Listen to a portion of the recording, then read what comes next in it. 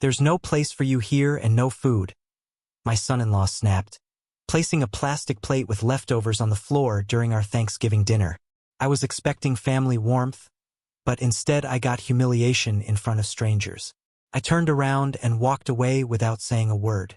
The next day, they regretted it because my silent revenge began to destroy their world. Before we continue, please subscribe to the channel and write in the comments what time it is where you are now. The unfamiliar cars in my driveway made me pause. 3 of them parked at careless angles like whoever owned them didn't plan on staying long. I checked my watch. 5 o'clock exactly and walked to the door of the house I'd built with my own hands 30 years ago. I knocked. Voices inside. Laughter. The clink of glasses. No one answered. I knocked again. The door swung open. Leonard filled the frame, 6 feet 2 inches and broad-shouldered, wearing a sweater that probably costs more than my truck payment. He didn't step aside. "You're late," he said. "I'm right on time, actually." He glanced back over his shoulder, then at me, like he was calculating something. "We're in the middle of things. Henrietta invited me for 5. I kept my voice level. "It's 5. He shrugged and finally moved, but not welcoming, more like tolerating. I stepped into my own house and stopped. The dining room was full of strangers. 8, maybe 9 people I'd never seen before, all seated around the table I'd refinished last spring. Young folks, Leonard's age, holding wine glasses and looking at me with mild curiosity, the kind of look you give someone's elderly relative who wanders in during a party. Henrietta emerged from the kitchen carrying a serving bowl. My daughter, 35 years old and still beautiful like her mother had been. Same high cheekbones, same careful way of moving. She saw me and her eyes skittered away. "Happy Thanksgiving, sweetheart." "Hi, Dad." Her voice barely made it across the room. Leonard moved past me close enough that his shoulder brushed mine. "Not accidental. We're just about to eat. You showed up at an awkward time." The invitation said 5 o'clock. I looked around the room again, counting chairs. "It's 5 o'clock. One of Leonard's friends, 30-ish guy with a beard, raised his wine glass slightly. Acknowledgement or mockery, I couldn't tell.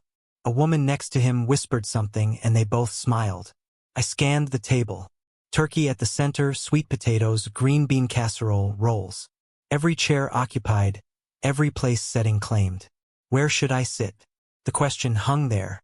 Leonard tilted his head, making a show of surveying his own arrangement. "That's a good question." Someone laughed nervously. A woman in a red sweater said, "Maybe we can squeeze in another chair." "No need." Leonard's voice carried that particular satisfaction of someone about to deliver a punchline. "I've got the perfect spot." He walked into the kitchen. I heard cabinets opening, something plastic scraping. Henrietta stood frozen by the table, still holding the serving bowl.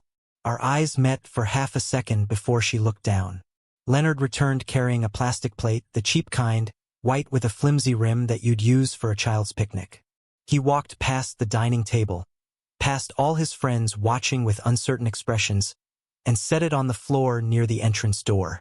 Right there on the hardwood I'd installed myself. Then he went back to the table and started scraping. Took the serving spoon from the turkey platter and dropped dried-out pieces onto the plastic plate. Added a scoop of congealed gravy, some stuffing that had been sitting too long. He moved methodically like he'd planned this. He placed the plate back on the floor, straightened up, smiled. "Right here works for you." Nobody moved. The room had gone completely silent except for someone's uncomfortable breathing. "What are you doing?" "Giving you exactly what you deserve." Leonard crossed his arms. "You always said you weren't picky." The bearded guy let out a short laugh, then caught himself. Leonard glanced at him. Something funny about family taking care of family. I looked at my daughter. She was staring at her own plate, hands gripping the serving bowl so tight her knuckles had gone pale. Her lips pressed together. She knew. She'd known this was coming, and she'd said nothing. That silence cut deeper than anything Leonard had done. I stood there looking at that plastic plate with its pile of scraps positioned exactly where you'd put food for a dog. The house settled around me with familiar sounds. The furnace clicking on the refrigerator humming in the kitchen. Sounds I'd heard for 3 decades. I'd built this table, paid for the food on it. I owned every brick in these walls. Old Alton would have apologized, would have laughed it off, made some joke about eating in the truck. Anything to keep the peace. Old Alton would have carried that plastic plate outside and pretended his son-in-law wasn't a cruel man and his daughter wasn't a coward. But something in me had shifted. Something had gone hard and cold while I stood there watching Leonard's performance. I looked at Henrietta one more time. She still wouldn't meet my eyes. I turned and walked to the door. No shouting, no pleading, just one foot in front of the other, my shoulders straight, my head up. Behind me I heard chair legs scraping. Someone clearing their throat. I opened the door and stepped out onto the porch. Before it closed completely, I heard laughter resume. Easy, relieved laughter. The party continuing. I stood there for a moment in the November cold. Keys in my pocket, the keys to the house I was locked out of, the keys to the property I still owned. I got in my truck and didn't start it right away. Through the dining room window, I could see them all eating now, passing dishes, someone pouring more wine. Leonard leaned back in his chair at the head of the table, saying something that made everyone laugh. My hands found the steering wheel, gripped it. The house lights glowed warm against the darkening sky. I turned the key and drove away, but something stayed behind. Something I'd carried too long. The weight of trying to keep peace. By morning, I knew that weight would be gone. I don't remember the drive home. One moment, I was pulling out of that driveway. The next, I was standing in my own kitchen, still holding my truck keys. My apartment, modest, paid off. Mine felt empty in a way it never had before. The jacket was still on. My good shoes, too. I stood there staring at nothing. No, not nothing. I was staring at years of choices that had led to a plastic plate on the floor. On the counter sat a bag from the grocery store. The Thanksgiving meal I'd picked up that afternoon, roasted chicken, mashed potatoes, cranberry sauce, still sealed. I'd forgotten about it entirely. I left it there and moved to the kitchen table, sat down, pulled out my laptop. The hours that followed had a strange clarity, like my vision had sharpened. I opened my banking app first, scrolled back through 4 years of statements highlighting transactions in my mind. Rent-free living. The house they occupied had a market value of $1,500 a month. 4 years, $72,000. The business investment. Leonard's tech startup that was going to revolutionize something or other. I'd written a check for $80,000. He'd signed a promissory note, official and notarized. That document was in my filing cabinet. Smaller loans, emergency help with credit card debt, car repairs, medical bills that their insurance supposedly didn't cover. I added it up. Another $15,000, maybe more. The total sat in my mind like a stone. $175,000 minimum. I got up and pulled the filing cabinet open. Found the promissory note in a folder labeled Leonard Business. My handwriting on the tab, neat and hopeful. The paper was crisp, the signatures clear, signed, dated, witnessed. Next folder, property documents, the deed to the house they lived in, titled solely in my name. I'd bought it as a rental property 20 years ago, kept it maintained, planned to use the income for retirement. Then Sarah died, heart attack at 59, sudden and brutal, and Henrietta needed her father. Or so I told myself when Leonard's startup collapsed, and they asked to move in temporarily. I'd said yes. Temporary became permanent. For years, I sat back down with the documents spread across the table. After Sarah died, I wanted Henrietta close. I said out loud to the empty kitchen. Hearing my own voice made it real. When Leonard asked for startup money, I told myself I was helping family. When they asked to move in, I said yes to temporary, but I wasn't being generous. I was buying a relationship with my daughter. My phone buzzed. 11 o'clock. Henrietta's name on the screen. I watched it ring. 5 buzzes. 6. Then voicemail. The notification appeared. I played it on speaker. Dad, please. Her voice cracked. Background noise, dishes clattering. Can we talk tomorrow? I just please call me back. She had her chance to talk. At dinner when it mattered. I set the phone face down and opened my laptop browser. Typed Texas eviction law. No lease. The results loaded. I read carefully, taking notes on a legal pad. Texas Property Code Section 2402 for month-to-month tenant or tenant at will.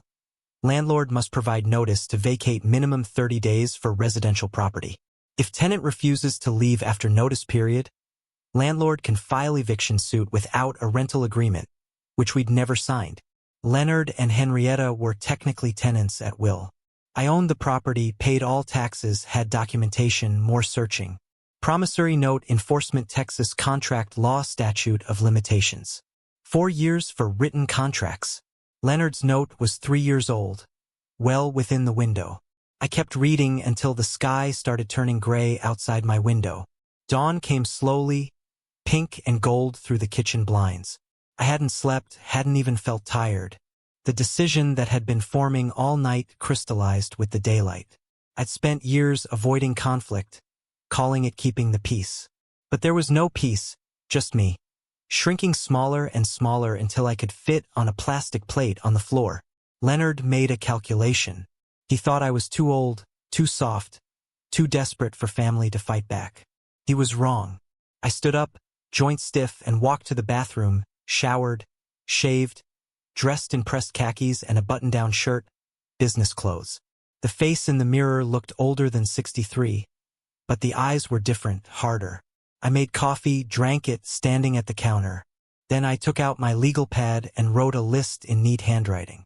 Marcus Wade, attorney, property documents, promissory note, bank statements, eviction notice requirements, Texas law. I looked up Marcus Wade's sale number. He handled real estate law for my construction business, had for 15 years, professional relationship, not friends. That was important. 6:15 in the morning. I called anyway. He answered on the third ring, voice thick with sleep. What's wrong? I need an emergency meeting today. This morning. Silence. Then it's the day after Thanksgiving. I know what day it is. Something in my voice must have registered. 9 o'clock, my office. By 9 o'clock, I was sitting across from Marcus Wade's desk. He looked tired but alert. Mid-50s, graying hair, reading glasses on a chain. He studied my face. Alton, you look like you haven't slept. What happened? I placed the documents on his desk. Property deed, promissory note, bank statements printed at home, highlighted. I need to evict my daughter and son-in-law from my property. Marcus went very still. I need you to walk me through this. No emotional appeals, I said. Just the legal process. How fast can it happen? He picked up the documents, read slowly, asked questions. I answered each one precisely. Yes. The property was solely in my name. Yes, they'd been living there 4 years. No, there was no lease agreement. No, they'd never paid rent. Yes, I'd been covering all property taxes, insurance, maintenance. The promissory note, Marcus said, tapping it. This is enforceable, signed, notarized, dated. Have they made any payments? 0. He leaned back in his chair. Texas law is straightforward here. Notice to vacate, 30 days minimum for residential. If they refuse, we file for eviction in justice court. Usually takes another 3 to 4 weeks. And the loan separate civil matter. We'd file suit for breach of contract. But Alton, he removed his glasses. I have to ask, are you sure about this? This is your daughter. I met his eyes. Yesterday I went to Thanksgiving dinner at my own house. Leonard put food scraps in a plastic plate on the floor. Henrietta watched and said nothing. Marcus stared at me for a long moment. Then he put his glasses back on. I'll draft the eviction notice today. We worked through the details. Marcus explained his approach. Formal eviction notice sent certified mail, plus a separate demand letter for the $80,000 loan repayment. Documentation of everything. Dates, amounts, communications. I want it all recorded. I said, every dollar, every date. This will get ugly. Elton, it already is ugly. I'm just making it honest. An hour later, I signed the documents authorizing Marcus to proceed. He'd send the certified letters Monday. Today was Friday. The courts were closed. I stood to leave, then paused at his office door. What changed? Marcus asked. You've been helping them for years. I finally saw what they saw when they looked at me. Someone to use. Someone who'd accept anything to avoid being alone. And now they'll learn what it costs to mistake patience for weakness. I walked out of his office building into bright Friday morning sun. Cold air, clear sky. My phone showed 5 missed calls from Henrietta. 3 voicemails I hadn't listened to. I opened a text message, typed carefully. You'll receive legal documents by Monday. Do not contact me until you've read them. I stood there on the sidewalk, thumb hovering over the send button. Once I pressed it, there would be no going back. The relationship I'd tried so hard to preserve would be gone. But maybe it had been gone for years and I just refused to see it. I pressed send. The weekend passed in silence. I worked. I didn't answer calls. I waited for Monday. Monday morning found me at my construction office, surrounded by project bids that needed review. The coffee grew cold in my mug while I stared at spreadsheets without seeing them. My phone sat face down on the desk, the same phone that had sent the warning text to Henrietta 3 days ago. Now it was her turn not to hear from me. The certified mail tracking app showed out for delivery at 8:15. I refreshed it every 10 minutes. 9:30, 9:45. Then delivered. Signature obtained. 9:47 a.m. I clicked the signature image. Leonard scrawl. Unmistakable. My phone buzzed. Text from Marcus. Delivered. Signed for 9:47 a.m. Leonard's signature. I imagined him opening the envelope. The official letterhead. Marcus Wade, attorney at law. The words notice to vacate in bold at the top. 30 days. That's all the law required. I give them 30 days to undo 4 years of taking advantage. 15 minutes later, my phone rang. Leonard's name on the screen. I let it ring 4 times before answering. Put it on speaker and continued reviewing the materials invoice. Yes. Is this some kind of joke? He was laughing, but the sound had edges. This eviction thing is a legal notice, not a joke. Come on, Alton. The laugh died. You're really gonna kick out your own daughter over a dinner. I'm reclaiming my property. You have 30 days. His voice changed, anger seeping through. You can't do this. We have rights. No, you have 30 days. Read the notice carefully. It explains everything. The call ended abruptly. He'd hung up on me. I set the phone down and returned to the invoice. He thought it was a bluff. He thought I'd fold. He was wrong. 2 hours later, Henrietta called. I almost didn't answer, but something made me pick up. Dad, please. Her voice was thick with crying. Please don't do this. You watched him put food on the floor for me. You said nothing. I didn't know what to do. Leonard gets so angry when then you have a bigger problem than where you'll live next month. That's not fair. You're punishing me for his behavior. I kept my voice level. I'm ending an arrangement that stopped working. You're adults. Find your own place. We can't afford it. Leonard's business hasn't recovered. Then he should have thought about that before humiliating me in front of strangers. She tried different angles. Reminded me of childhood moments. Said I was all she had left after her mother died. Asked how I could abandon family. Every word was designed to make me feel guilty. It might have worked a week ago. What about the money demand? Her voice cracked. $80,000. Where would we get that? Leonard signed a promissory note. It's a legal debt. You're destroying us. No, I'm no longer funding you. There's a difference. I'm your daughter. Yes. And you chose your husband over your father. Now live with that choice. I ended the call this time. Another powers shift. I sat in the quiet office surrounded by the documents of my legitimate business built over 30 years of honest work. I felt something crack inside me, not my resolve, something else. The part that still hoped she'd choose differently. That afternoon, Marcus called. Leonard's lawyer contacted me. Guy named Simmons. Discount practice handles everything from traffic tickets to divorces. What did he say? Asked if you'd be willing to negotiate. I said no. Asked if there were any procedural errors in the notice. I said no. Asked for 60 days instead of 30. And I told him the law requires 30 days, not 60. We're not negotiating extensions. Marcus explained the rest. Simmons had argued that Alton had a moral obligation to family. Marcus shut it down. This was property law, not family therapy. Leonard had apparently become agitated. demanding his rights as a long-term occupant.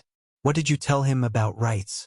That without a rental agreement or payment history, his clients have minimal rights under Texas law. He didn't like hearing it. After we hung up, I pulled up Leonard's social media on my laptop. Scrolled through recent posts, expensive restaurant dinners 2 weeks ago. Photos of a new watch. Look like a Tag Heuer. 1,500 minimum. Vacation pictures from Colorado dated October. Can't afford rent but can't afford a weekend in Colorado. Everything I needed to know. That evening Leonard called again, different tone this time. The anger had been replaced by something that almost sounded like bargaining. I could hear Henrietta crying in the background. Alton, let's be reasonable. We can work something out. The time for working things out was before Thanksgiving. I'll apologize. Okay. I'm sorry. It was stupid. Accepted. You still have 29 days to vacate. What about the money? I can't pay $80,000. Then I'll see you in court for the debt judgment. His voice took on a desperate edge. You'd really sue your own daughter. The note has your signature, not hers, but you're married. Joint assets. Figure it out. Silence. Then his voice changed again. Lower. Threatening. You'll regret this, old man. You think you're so smart with your lawyer. 29 days. The clock is running. I hung up. Later that evening, I sat at my kitchen table reviewing the documents Marcus had sent over. Additional materials I had requested, payment history to the utilities, all in my name, property tax records going back 20 years, every payment from my account, never Leonard's, insurance documentation, maintenance receipts, every piece of paper reinforced my legal position. I picked up an old photograph from the box on the shelf. Henrietta's college graduation, her mother standing next to her, both of them smiling. Sarah had been so proud that day. I remembered the weight of the camera in my hands. Remembered thinking we'd have years of moments like that. Was I wrong? The question came uninvited, unwelcome. No, I was finally right. After years of being used, I was finally right. My phone buzzed with a notification. Social media alert. I glanced at the screen. Text from Marcus. Check this. He's going public. I opened the social media app and navigated to Leonard's profile. A new post just minutes old. The text was loading. The post was long, angry, and every word was a lie. I read it twice, feeling my jaw tighten with each sentence. Then I called Marcus. We need to meet tomorrow, I said when he answered. He's declared war. The screen's glow illuminated my face in the darkening apartment. I read Leonard's post a third time, forcing myself to absorb every calculated word. The headline, My father-in-law is evicting his daughter into homelessness this Christmas. He had crafted it carefully. Elderly man abandoning family. Daughter terrified. Winter eviction. Cruel and heartless. Every phrase designed to paint me as a villain. What he didn't mention, Thanksgiving, the plastic plate, 4 years of rent-free living, the $80,000 loan he'd never repaid. What he did mention, my wife devastated, her elderly father, the winter cold, nowhere to go, photos attached, Henrietta looking distressed, the house exterior implying ownership, them as a happy family at some restaurant, carefully chosen truths arranged into a complete lie. One passage made my hands tighten on the phone. After years of helping maintain his property and caring for him after his wife's death, he's demanded we leave with only 30 days' notice. I've tried everything to reason with him, but he won't listen. Family should mean something, but not to everyone, I guess. The post already had 47 comments, mostly sympathetic. Shared 12 times. Comments scrolled past. That's terrible. Sue him. What kind of father does this? Sending prayers for you both. 3 comments from people I knew, business contacts, neighbors. Every word was technically true.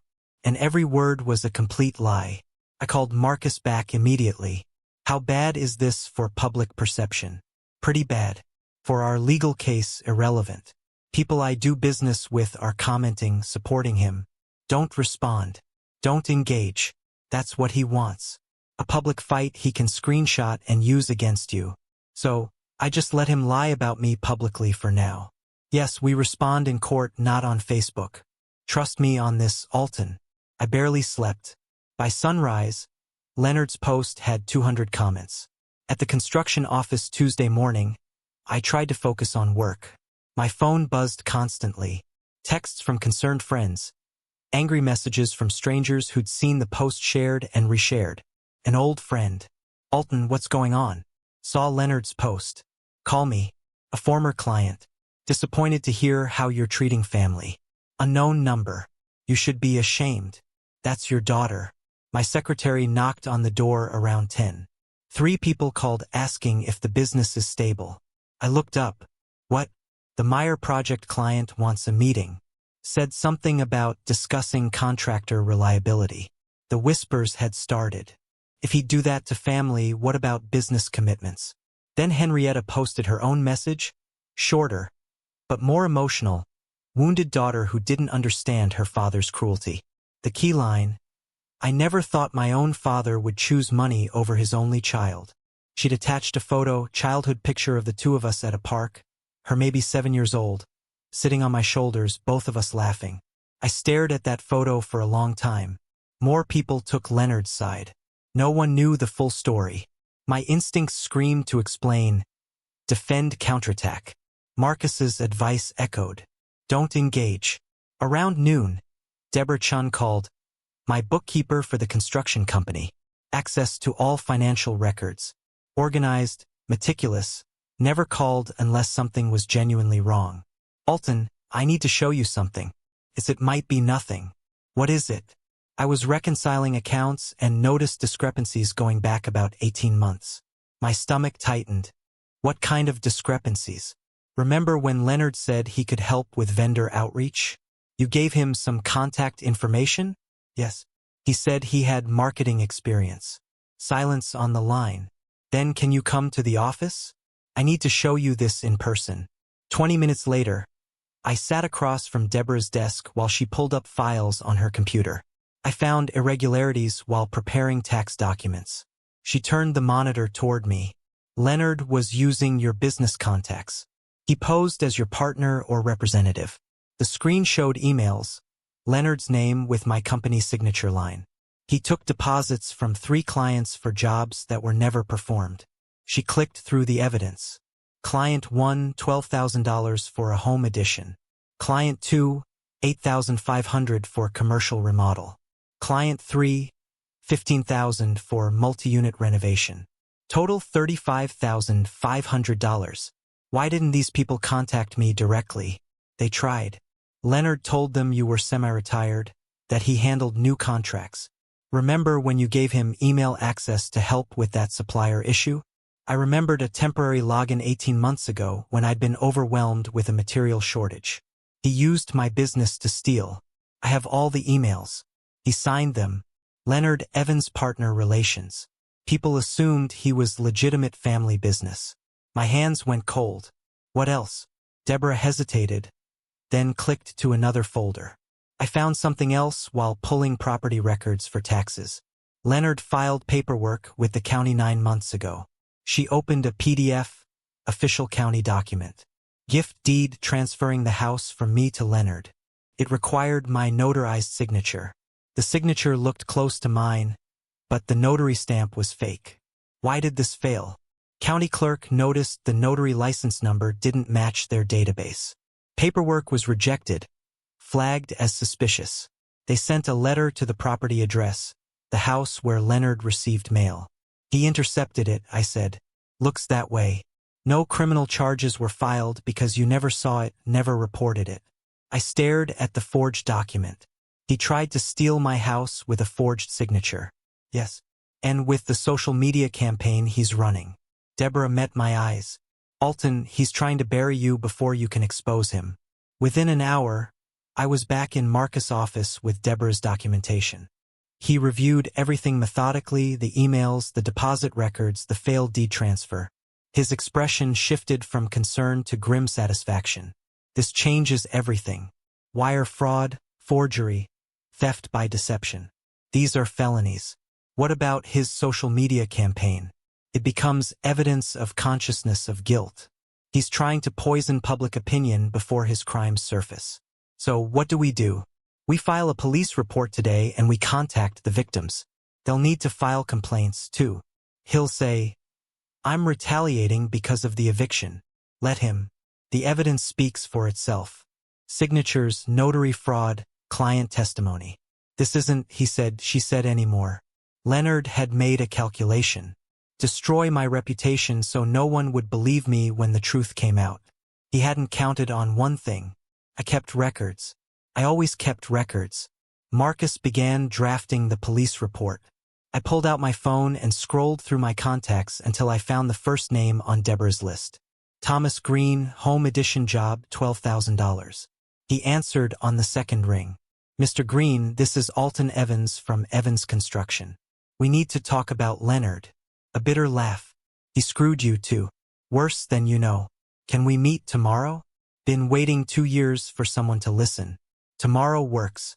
I left Marcus's office with a folder of evidence under my arm. Walked through downtown Austin in the December afternoon sun. Past a coffee shop where someone sat with a laptop open reading something on the screen. Leonard's post. The person shook their head in disapproval at me. Let them judge. By the end of the week, they'd know the truth. I walked to my truck and pulled out my phone. Dialed the Austin Police Department non-emergency line. When the officer answered, I said 5 words that changed everything. I need to report fraud. The police station smelled like burned coffee and industrial cleaner. Thomas Green sat down beside me in the waiting area, and we didn't need to say anything. We both knew what Leonard had taken. He carried a manila folder, same tan color as mine. Physical evidence of parallel crimes. Detective Sarah Morrison called us back 20 minutes later. Mid-40s professional suit, wedding ring, reading glasses on a chain. Her office was small, interview table, recording equipment visible on a shelf, case files stacked against one wall. She gestured for us to sit and opened her notepad. Mr. Evans, walk me through your relationship with Leonard. What's his last name? I paused. I don't actually know. He never took Henry at his name, and she never mentioned his. Morrison looked up from her notes. Your son-in-law and you don't know his surname. I realize how that sounds. I trusted him because my daughter did. That's usually how these cases work. She turned to Thomas. Mr. Green, you're the first victim on record. We spent the next hour presenting evidence. I laid out Deborah's financial records, the fraudulent emails with my company signature, the failed deed transfer with its fake notary stamp. Thomas showed his contract signed. Leonard Evans, partner relations, deposit receipts, a folder of unanswered emails and call logs. Morrison photographed each document, entered a case number into her computer, logged every date, every transaction. She worked methodically. Every paper got logged. Every date got verified. Mr. Green, why didn't you report this 2 years ago? I tried. Was told it was a civil matter. Sue in small claims court. $12,000 didn't seem worth the legal fees. Using someone else's business identity changes it. That's theft by deception. Morrison made notes. How many others are there? At least 2 more, I said. My bookkeeper found them. Morrison made calls while we waited. Speakerphone professional courtesy so we could hear. Maria Castellano answered on the second ring. Yes, she remembered Leonard. Yes, she'd paid a deposit $8,500 for a commercial remodel. No, the work was never done. She'd filed a complaint 3 years ago. Nothing came of it. James Wu had a similar story. $15,000 for a multi-unit renovation. Promises, then silence. Another dismissed complaint. That's a pattern, Morrison said after the third call. He specifically targeted older clients, used your reputation as cover. The realization settled over me like cold water. He didn't just steal money. He stole my name, my reputation. 30 years of honest work, and he wore it like a mask. By early afternoon, Detective Morrison had enough for an interview request. I was back at my construction office trying to focus on a supplier invoice when Marcus called. Morrison contacted Leonard. Voluntary interview scheduled for tomorrow morning at 10 o'clock. Will they arrest him? Not immediately. They'll interview, see if he admits anything, offers explanation. He'll lie, probably, but they have documents, physical evidence. His lies will just dig deeper. That evening, Henrietta called. Her voice was shaking. Dad, the police called Leonard. They want to interview him about fraud. I know. I filed the report. Stunned silence. Then you went to the police. 3 people lost over $35,000 because Leonard used my company name to steal from them. That's not possible. Leonard wouldn't. I have emails, bank records, their testimony. It's not up for debate. You're trying to put him in jail. No, I'm reporting crimes. The legal system will decide the rest. She didn't hang up immediately. Long silence. I could hear Leonard shouting in the background. Words I couldn't make out. Dad, how many people? First time she'd asked for facts instead of making accusations, at least for maybe more. She ended the call without another word. The interview lasted 3 hours. Marcus called me when it was over. I'd been at my office all morning trying to work, checking my phone every 5 minutes. Leonard arrived with Simmons. Initial strategy was deny everything. Claim the documents are fabricated. And Morrison presented emails with timestamps, IP addresses matching his devices. He shifted to calling it marketing help. Said there was a misunderstanding about authority. I closed the project file on my desk. What about the forged deed? Claimed he found it like that. Said he was asking questions about property transfer. Didn't know the signature was fake. Marcus's voice carried barely concealed satisfaction. Morrison said he was sweating through his shirt by the end. Did he admit anything? Not directly, but his attorney looked sick. Simmons knows Leonard's lying, and he knows Morrison knows. What happens now? She's referring it to the DA's office. Probably takes a few weeks for a charging decision. But Alton, this is serious now. Wire fraud, forgery, these are felonies. Later that day, Deborah called again. Found another one. Contractor named Steve Polson. Leonard approached him, claiming to be your nephew. Needed equipment rental. $6,000 worth of tools that were never returned. How many more are there? I don't know yet. I'm finding threads everywhere. Every contact list Leonard ever had access to, I'm cross-referencing. Keep looking. I want every victim to get justice. Alton, how did you not see this? The question I'd been asking myself for days. I trusted family. He counted on that. Late that evening, my doorbell rang. I wasn't expecting anyone. Henrietta stood outside alone.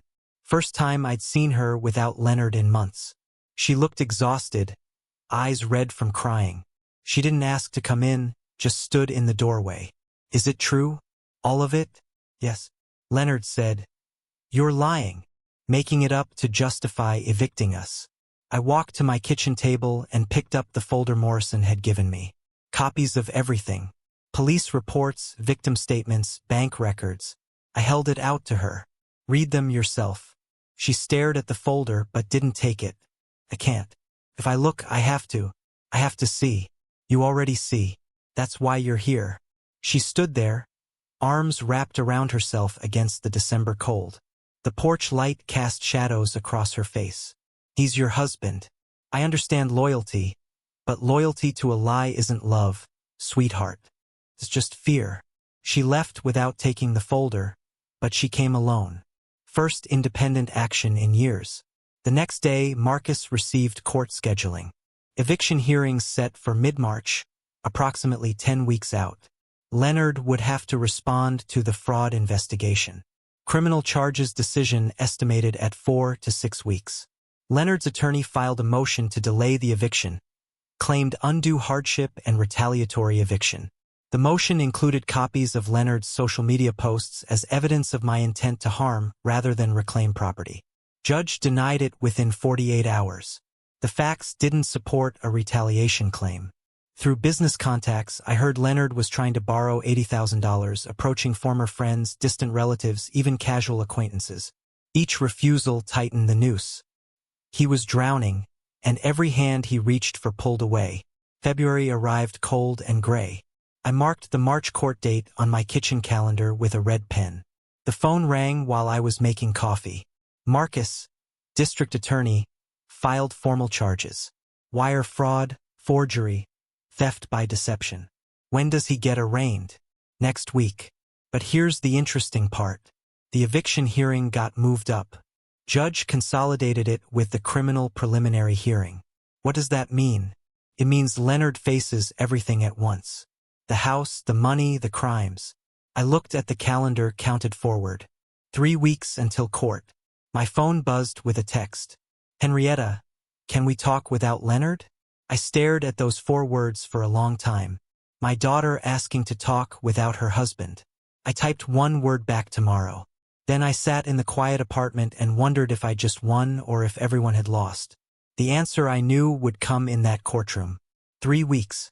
The calendar seemed to mock me with how slowly time moves when you're waiting for justice. 3 weeks of waiting compressed into this moment. The courthouse steps felt steeper than they should have. Marcus carried the evidence binders like they weighed nothing. They weighed everything. Leonard and his attorney stood across the plaza. Leonard stared at me with barely contained hostility. No more pretense of the wounded family man. At least not when we were alone. Inside, the hallway smelled like floor polish and old wood. Sterile fluorescent lighting. Wooden benches, the distant echo of proceedings from other courtrooms. Leonard and Simmons took seats on one side. Marcus and I sat opposite. Henrietta arrived last alone. She walked down the center of the hallway and sat on a bench between both sides. Physical metaphor for her torn loyalty. Leonard gestured for her to join him. She didn't move. He greeted people passing by with a sad smile, whispered to Simmons loud enough for others to hear, "I just want my family back."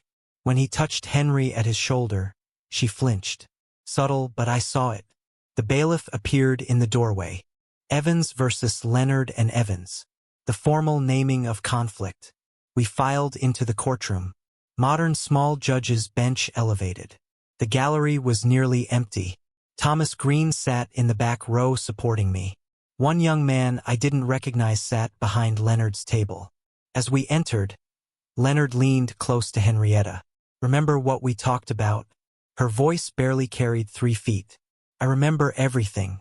He missed the double meaning. I didn't. Judge Catherine Rodas took the bench without ceremony.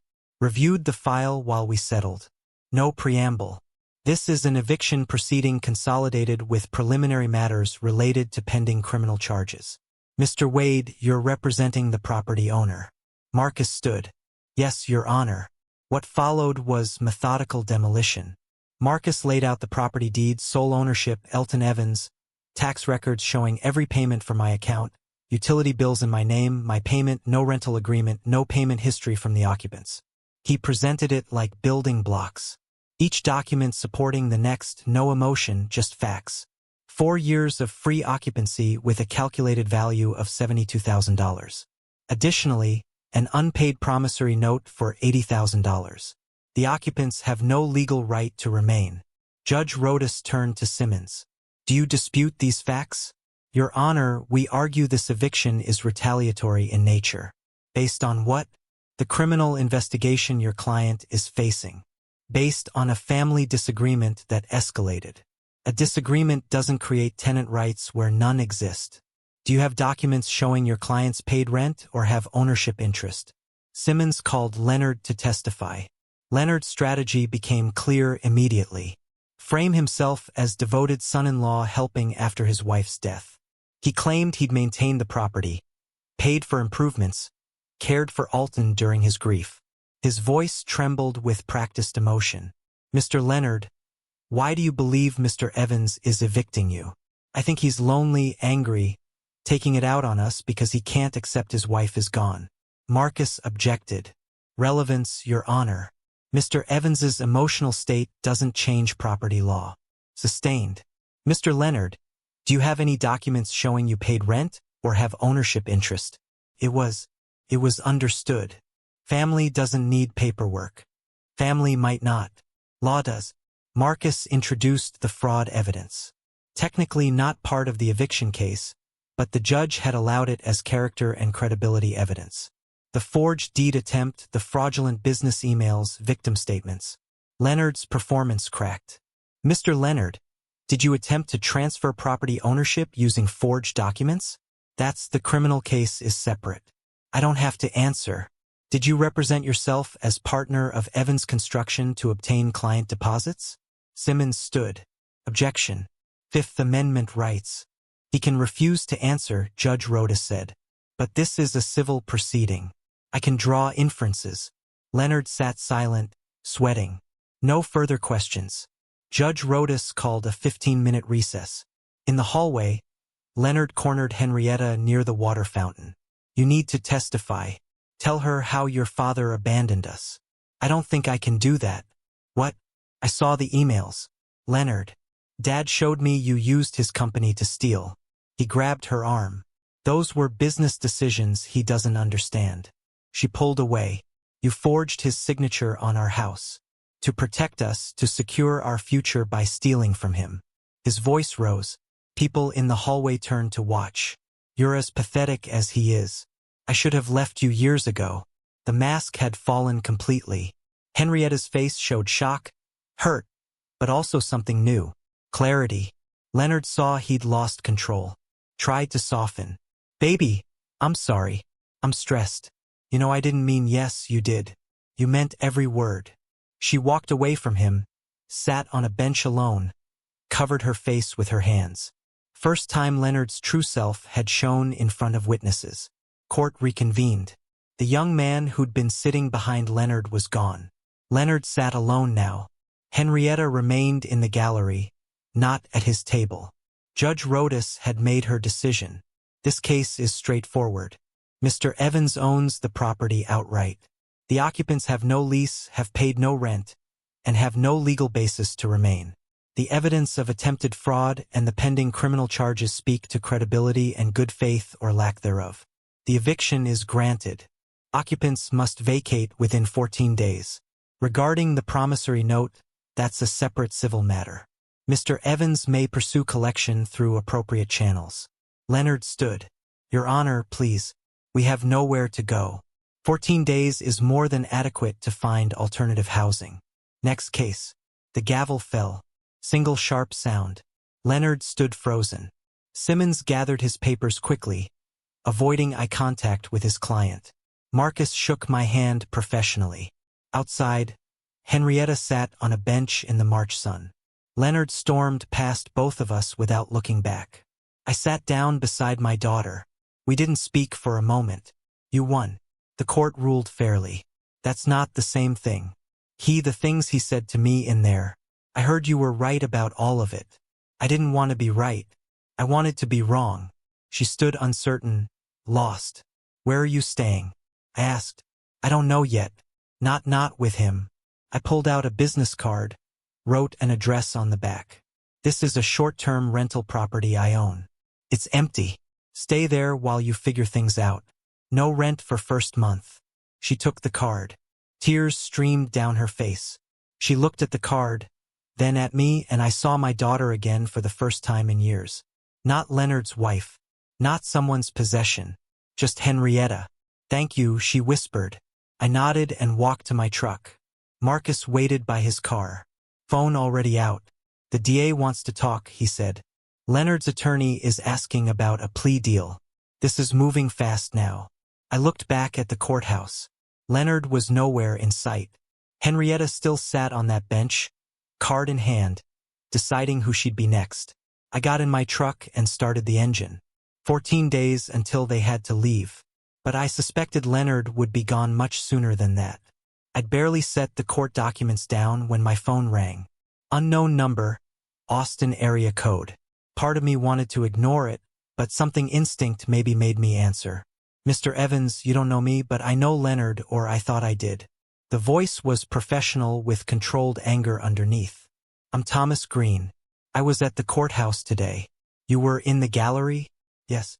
When your attorney mentioned the fraud charges, something clicked. I need to tell you about L&T Digital Solutions.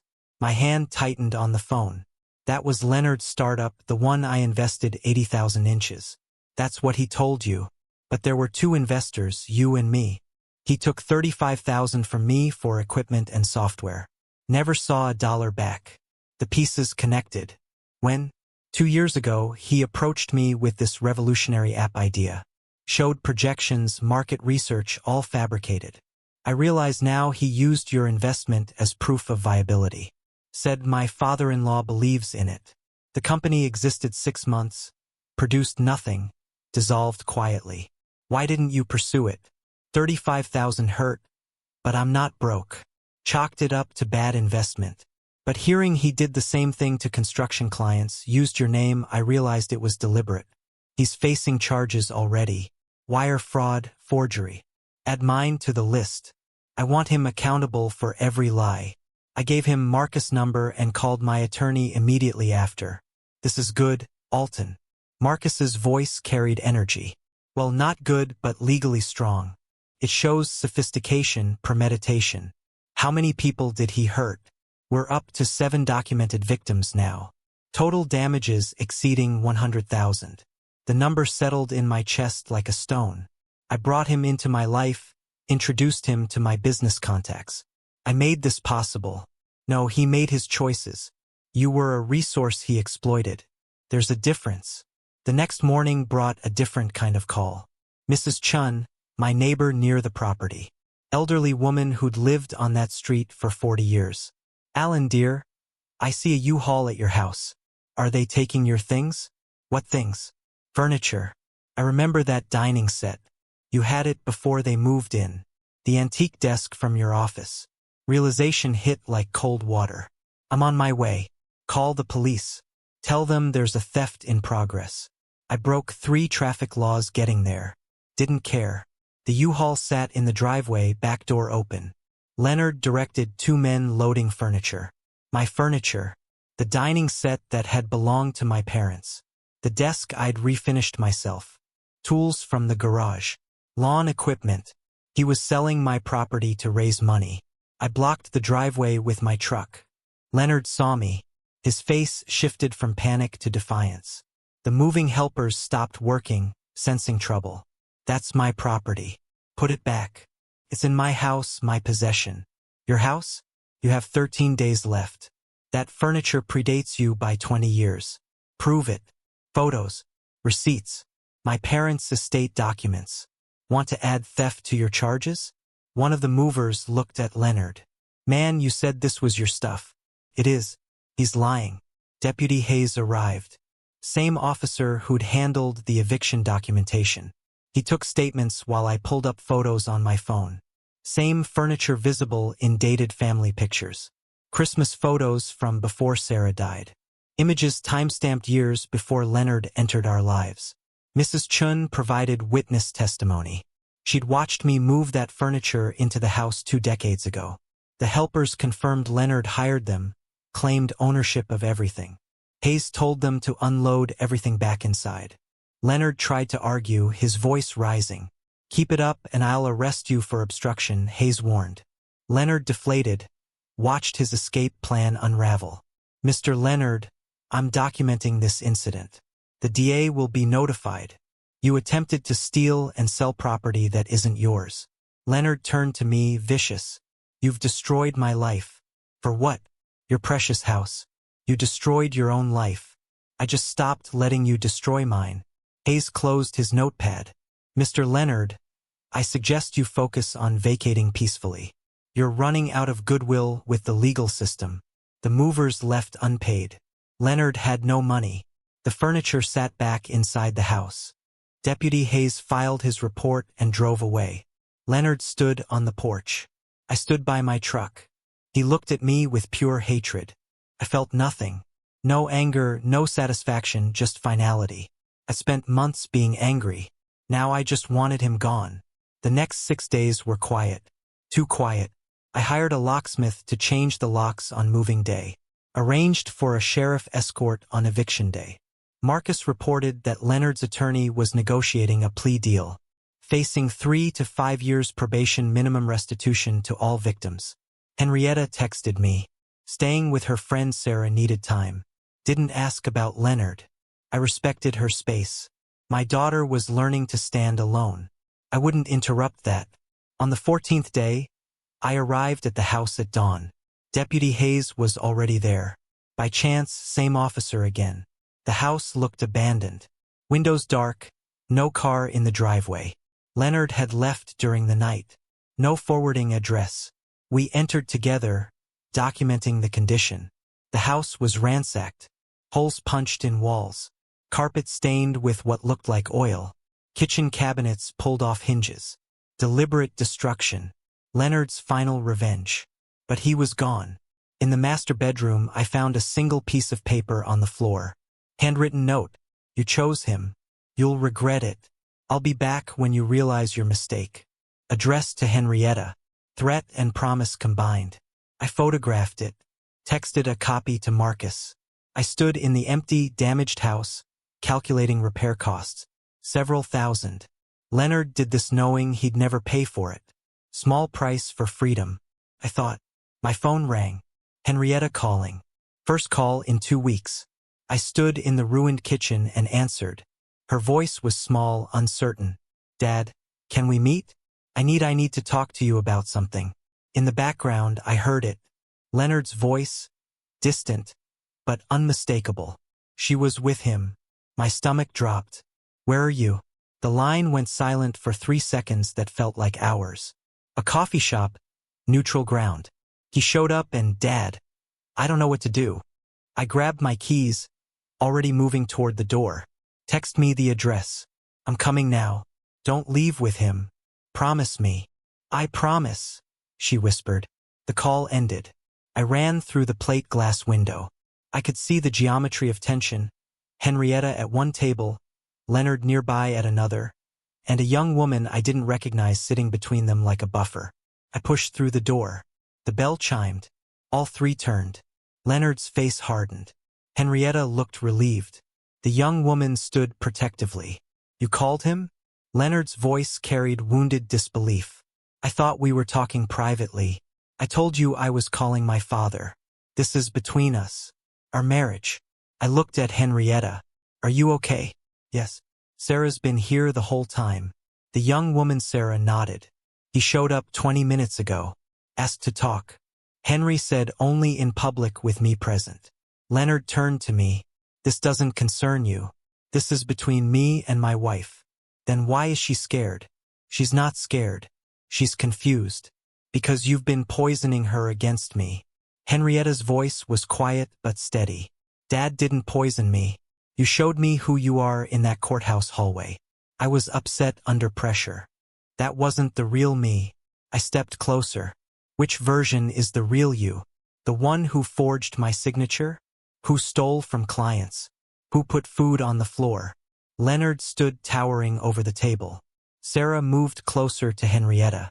Other patrons glanced over.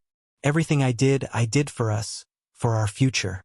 You stole, you lied, you hurt people. I made mistakes, but Henrietta knows I love her. That's what matters. Henrietta stood now, facing him directly. Do you love me? Of course I do. How can you even ask? You called me pathetic in front of strangers. You said you should have left me years ago. I was angry. I didn't mean yes, you did. You meant it. Her voice was stronger now, steadier. I watched my daughter find her spine in real time. I've been thinking about that moment, what you said. How you looked at me. Leonard softened his tone. Manipulative sweetness oozing through. Baby, please. I was wrong. Let me make it right. You can't because you weren't wrong about one thing. You should have left me years ago. Because you never loved me. You loved what I gave you access to. That's not true. My father's house, his money, his business connections. That's what you married. Henrietta, listen to yourself. He's manipulating you. No, you're manipulating me or trying to. But I see it now.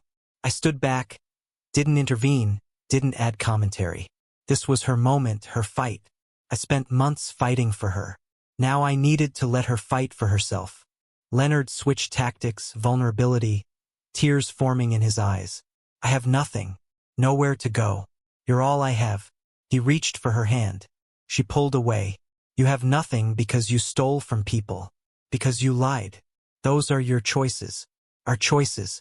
We were in this together. No, I was your shield. You hid behind we and us while you did whatever you wanted. His voice cracked. Fine. You want me to beg? I'm begging. Give me another chance. I gave you thousands of chances. Every time you were cruel. Every time you lied. Every time you made me feel small, I gave you another chance. Sarah touched Henrietta's arm gently. Henry, we can leave now. Yes, we can. As Henrietta gathered her jacket, Leonard's face transformed. The vulnerability vanished. Cold rage replaced it. He grabbed her wrist as she passed. I moved forward. Sarah pulled out her phone. "You walk away. You'll regret it."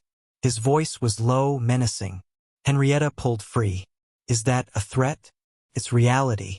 You think you can make it without me? You're weak. You've always been weak."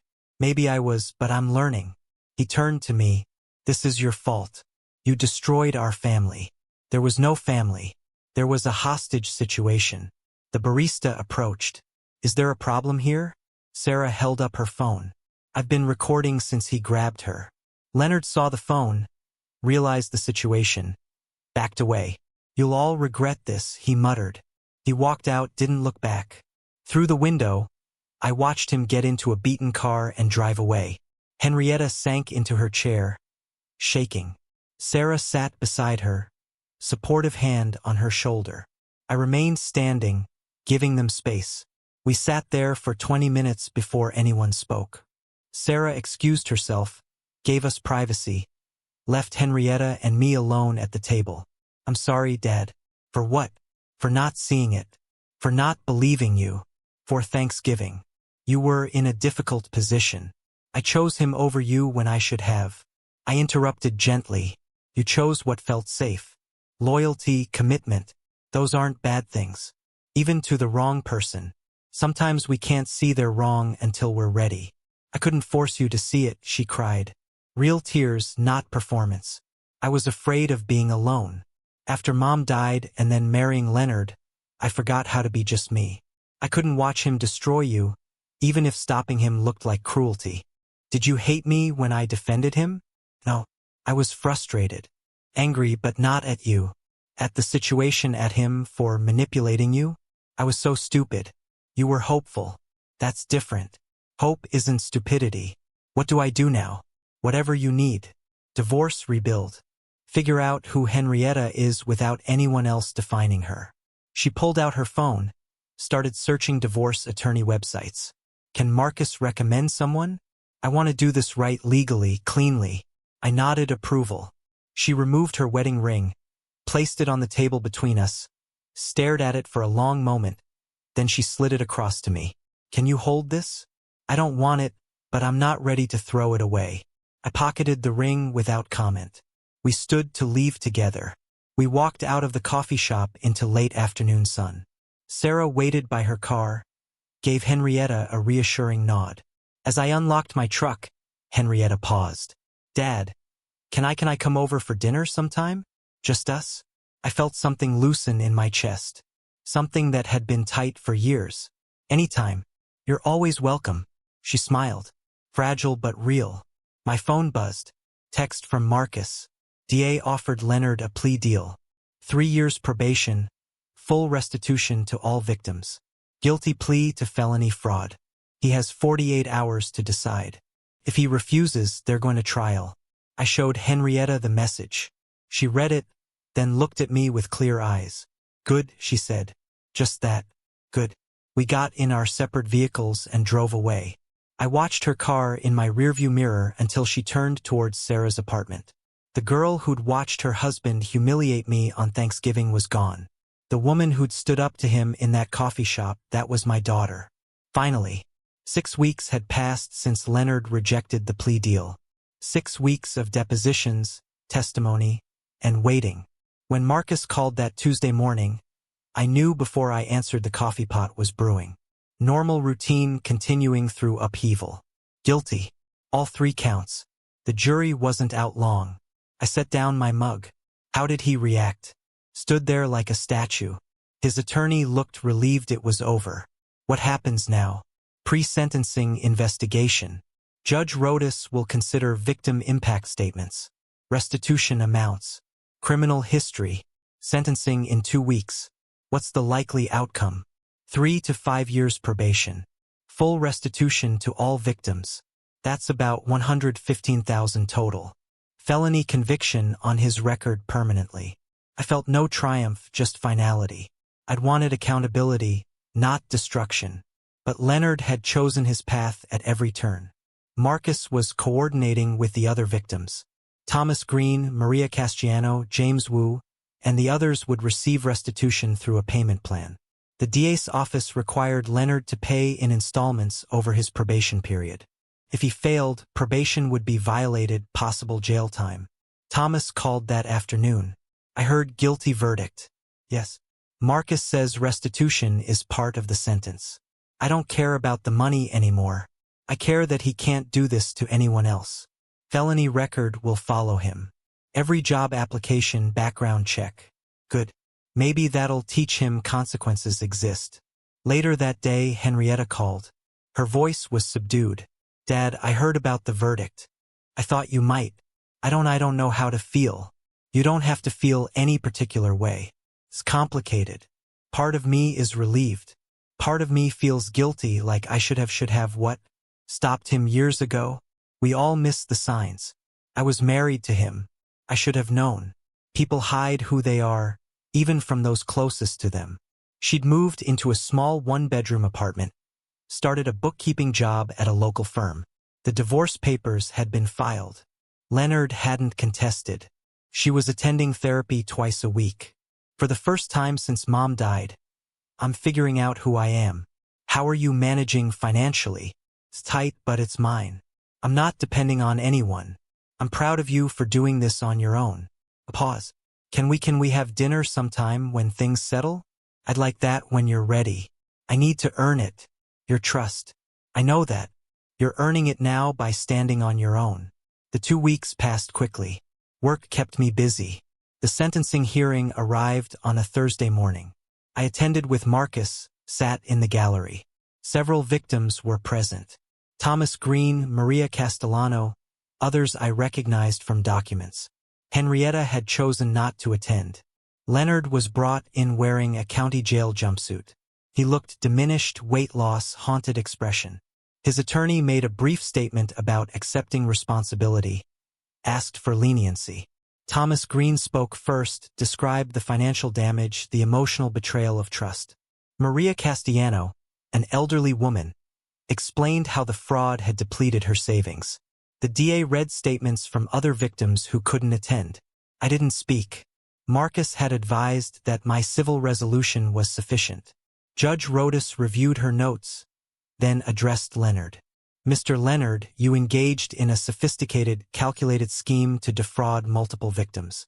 You exploited family connections, business relationships, and the trust of elderly clients. Your pre-sentence report shows no prior criminal history, which works in your favor. However, the breadth and duration of your fraud demonstrates clear premeditation. I sentence you to 5 years supervised probation. Conditions: full restitution to all victims totaling $115,000 payable in monthly installments. Community service 500 hours.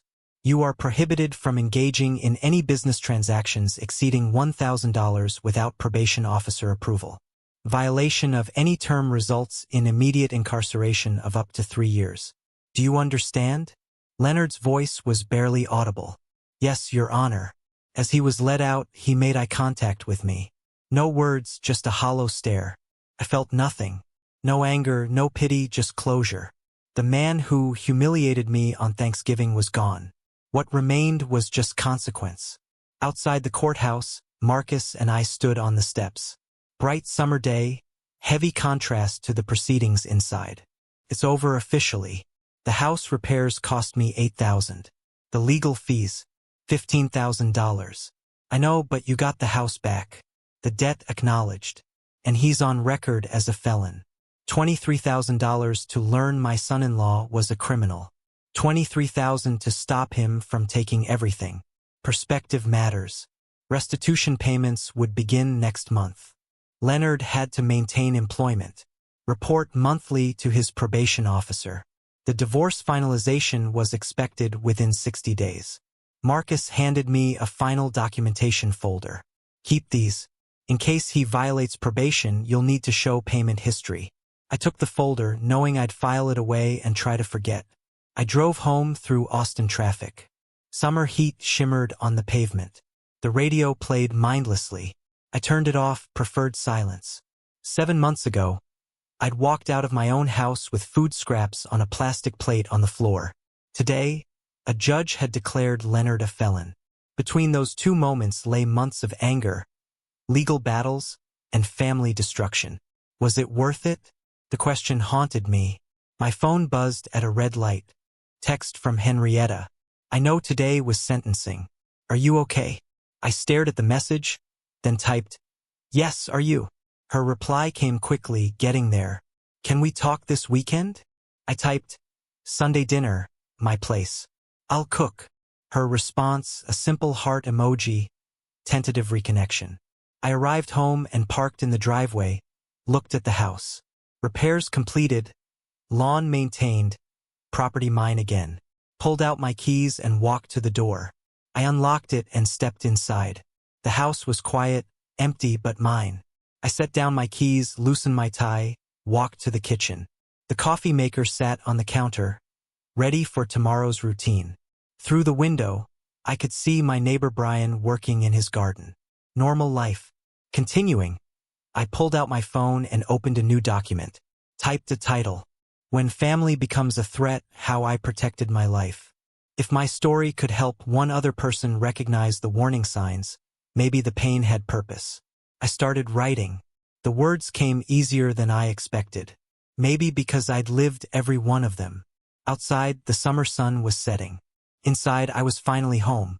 The August heat hadn't broken yet, but at 6:30 in the morning, the air was still bearable.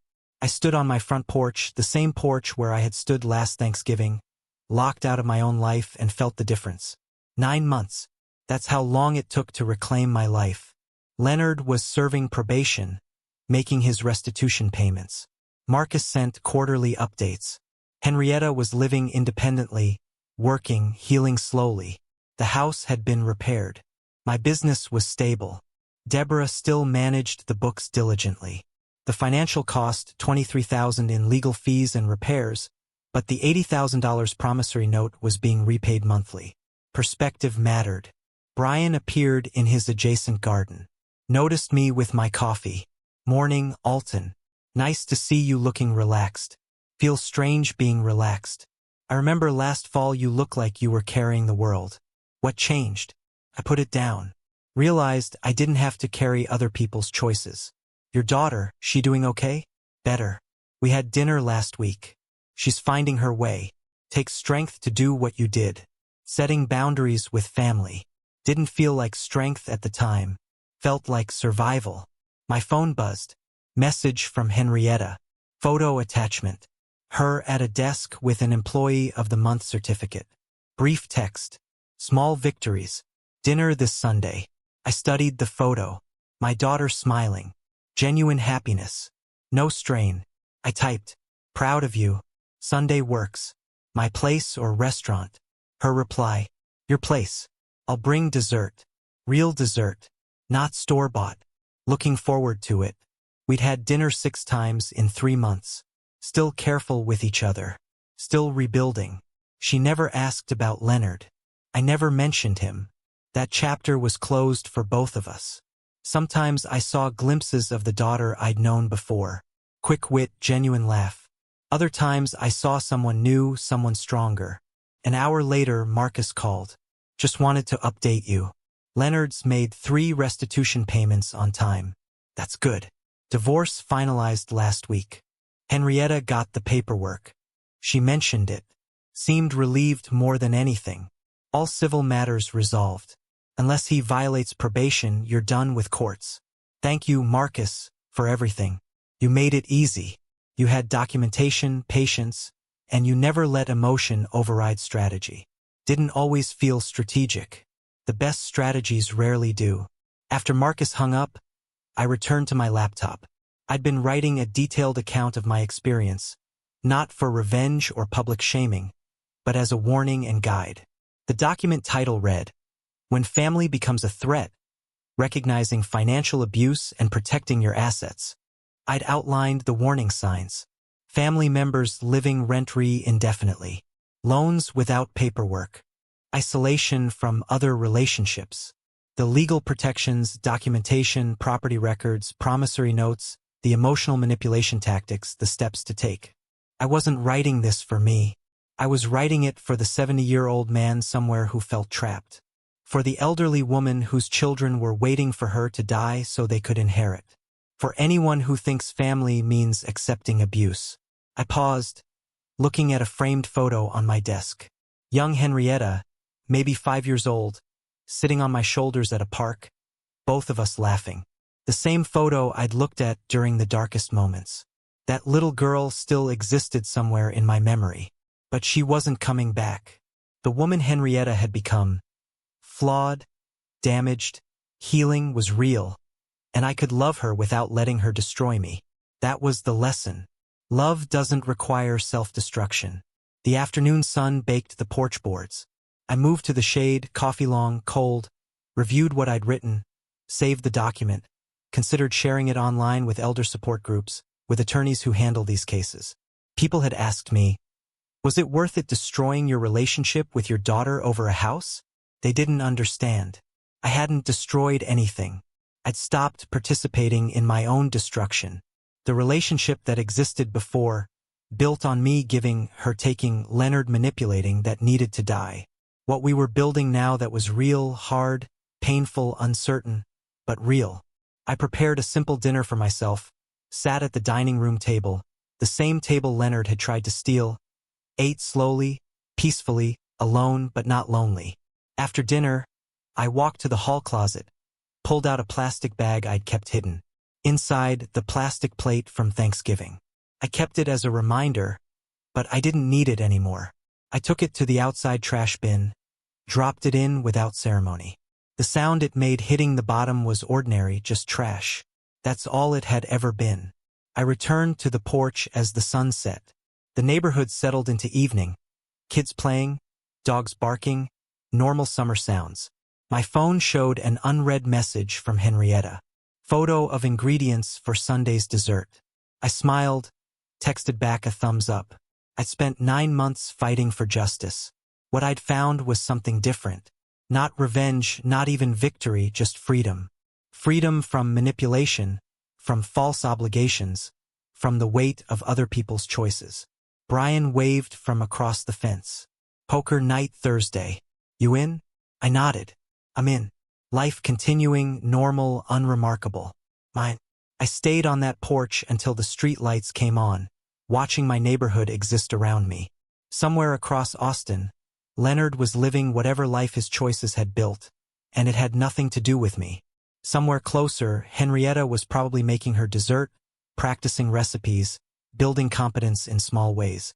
Sunday, we'd sit at my table and talk carefully, honestly, about anything except the past.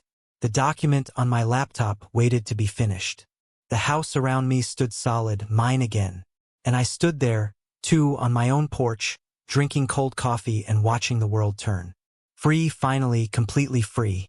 Tomorrow I'd finish the document. Tomorrow I'd call Marcus about estate planning, real planning this time, with protections in place. Tomorrow I'd check the restitution payment status just to confirm. But tonight I just stand here and breathe. That was victory enough. If you like this story, please like this video, subscribe to the channel, and share your impressions of this story in the comments. To listen to the next story, click on the box on the left. Thank you for watching.